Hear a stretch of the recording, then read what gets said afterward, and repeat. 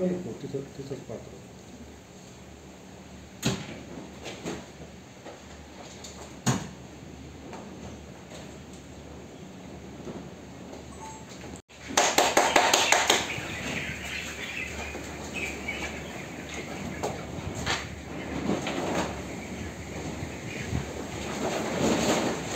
मी कृष्णदास रावजी जमदडे, राहणार बल्लेगाव, तालुका येवला, जिल्हा नाशिक.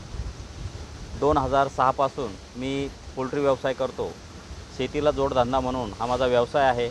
माझी छोटीशी शेती आहे आणि त्या छोट्याशा शेतीमध्ये मला परवडत नसल्याने मी हा व्यवसाय सुरू केला. मी स्टेट बँकेकडून 3 लाख रुपये कर्ज घेऊन सुरुवातीला हा व्यवसाय सुरू केला आणि त्यानंतर मी हळूहळू वाढवत आज माझ्याकडे 30,000 पक्ष्यांचा एसी पोल्ट्री फार्म आहे. एसी पोल्ट्री फार्म आणि साधा पोल्ट्री फार्म यामध्ये फार मोठा असा फरक आहे. एसी पोल्ट्री फार्ममध्ये पक्ष्यांची मर कमी होते, पक्ष्यांचा FCR चांगला राहतो, फीड वेस्टेज जात नाही आणि त्यामुळं फार्मरला चांगले पैसेही मिळतात. तसं ओपन फार्मिंगमध्ये वाढत्या टेम्परेचरमुळं खूप पक्ष्यांची मर होते आणि फीड वेस्टेज गेल्यामुळं फार्मरचं फार मोठं असं नुकसान होतं.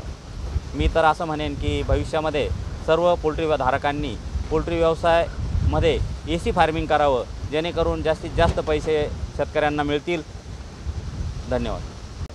एसी फार्मिंगसाठी थोडासा खर्च जास्त येतो.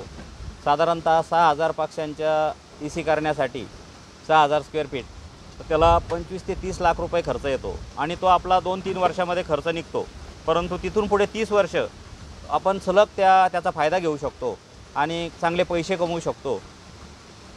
तरी शेतकऱ्यांनी या व्यवसायाकडे वळावं अशी माझी इच्छा आहे.